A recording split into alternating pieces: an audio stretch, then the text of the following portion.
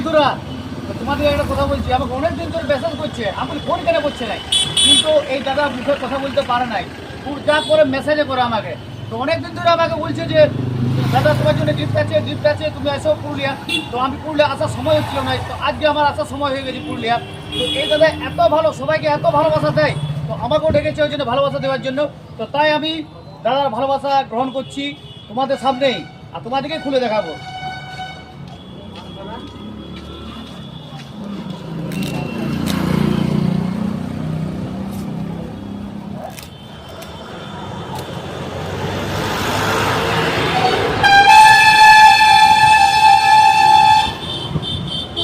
দেখো কত সুন্দর এঁকেছে, দেখো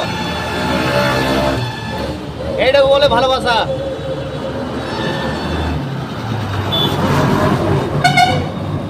দারুণ দারুণ।